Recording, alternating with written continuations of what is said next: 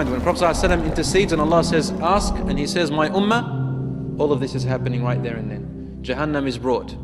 Allah descends. The angels are carrying the thrones. The books are spread above us. We know there are records. Angels are going to different people. Yeah, and it's the court. The court of Allah subhanahu wa ta'ala is being set up now. Everything's about, before our eyes, we're seeing all of this. Above us, we see books. Just before the books are brought, Allah says in the Quran, وَجِيءَ يَوْمَئِذٍ بِجَهَنَّمَ وَجِيءَ يَوْمَئِذٍ بِجَهَنَّمَ يَوْمَئِذٍ يَتَذَكَّرُ الْإِنسَانُ وَأَنَّى لَهُ الذِّكْرَى يقول يا ليتني قدمت لحياتي. Suddenly, hellfire is brought. Ji means someone brings it. Right at that point, you see before you, everybody sees angels coming line by line. Hellfire is being dragged by other angels. Everyone can see it. It's coming. The first thing you do, as in the hadith, is that they hear it. They hear Jahannam coming. So first you don't see it, but it's coming. You hear it first. And when it comes close enough, the people see it. And in another hadith says, وَلَهَا زَفِيرٌ وَشَهِيقٌ. It will have this terrible roar of breathing out and terrible roar of breathing in. A terrible roar that frightens and terrifies every being on the face of the earth. Allah says, that day when Jahannam is brought, everybody remembers. But what will remembrance do for them? Some of them will say, يَا لَيْتَنِي قَدَّمْتُ لِحَيَاتِي. I wish I would have put forth more good deeds for my life. What does that mean? More good deeds for my life. Listen to the language. For my life. What life? The life is over. We're dead. So why are the people saying, I wish I would have put forward more good deeds, lihayati, for my life? Because that's when we will really know and understand, those who didn't believe and those who had doubts. That day you will know that the life we were living here is not the life. The real life is where you're going to go next. The life is in Jannah. In Jannah. Because Allah subhanahu wa ta'ala describes the life in hellfire, He doesn't even say it's a life. لا يموت فيها ولا يحيا. He says He will not die in it, nor will He live. So there's no life. And there's no death. What is it then? The life is in Jannah. So they will say, oh, I wish, in other words, I could have done more for my good life, to enter Jannah and live a life. That's when they see Jahannam. Even among the good people, they will say, I wish I would have done more. Because when Jahannam is brought, the terror is so amazing, unbelievable, that everybody thinks they're doomed. Jahannam, you'll forget everything. The sight of Jahannam, the hearing, the sound of Jahannam is unbearable. Al-Rasul sallallahu alayhi wa sallam said, the Sahih hadith as well, I look, فَإِذَا بِإِبْرَاهِيمَ alayhi salam, Ibrahim alayhi salam, قَدْ جَثَ عَلَى رِكْبَتَيْهِ. He has fallen onto his two knees and holds onto the throne of Allah subhanahu wa ta'ala in a manner we don't know. When Jahannam is brought, falls to the ground. Falls to the ground.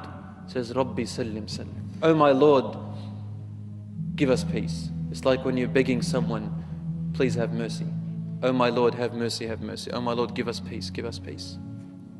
So what about the rest of us, poor beings? May Allah subhanahu wa ta'ala have mercy on us on that day. وَلَهَا زَفِيرٌ وَشَهِيقٌ. It has a breathing outwards and inwards.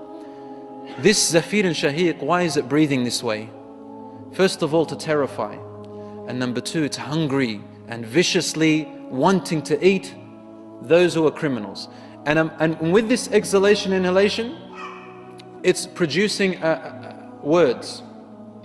Words as it's, you know, when a person breathes in and out and is talking outwards, talking inwards, as it's taking breath in and out, that's how Jahannam is talking while it's breathing out and talking while it's breathing in, saying, where are the criminals? Where are the sinners? Where are the disobedient? Where are those who challenged Allah? Where are they? I'm hungry. In another hadith it says that when Jahannam is brought, it starts coming closer. And the eyes of the kuffar, of the disbelievers who refuse to believe in Allah subhanahu wa ta'ala, from the heat of Jahannam, their eyes explode. The heat. In the hadith it states that when it's about 1,000 years journey away from them, 1,000 years journey away from them, the heat reaches the eyes and the eyes explode.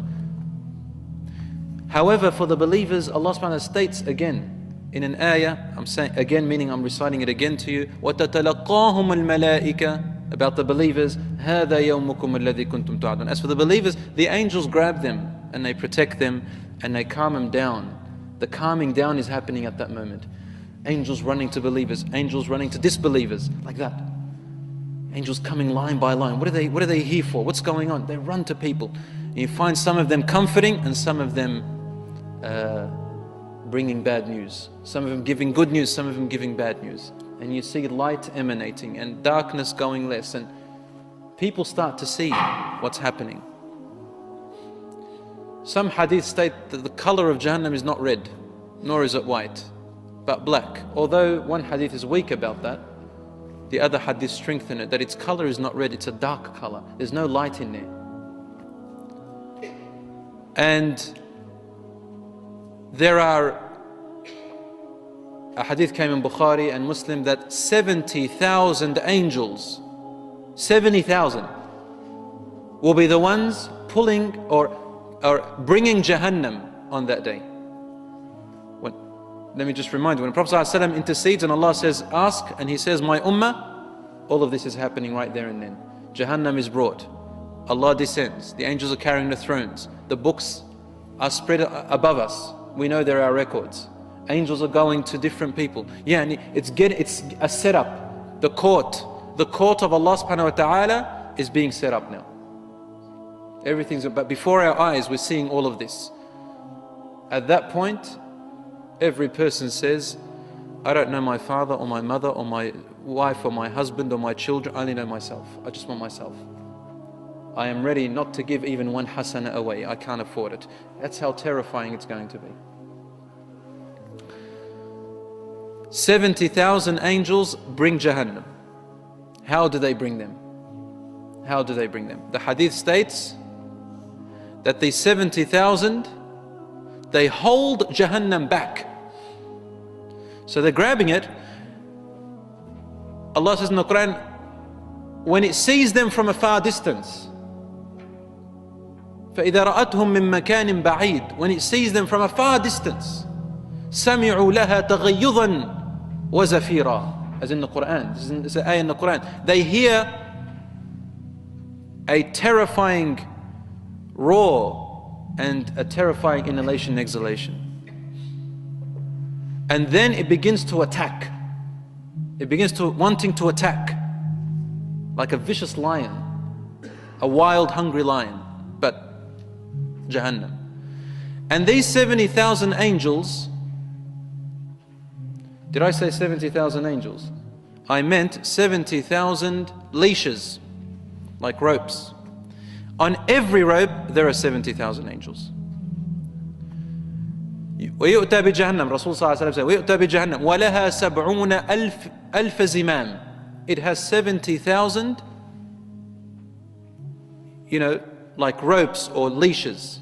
We don't know what these ropes look like, but they're like ropes that angels hold on to control Jahannam, like a beast.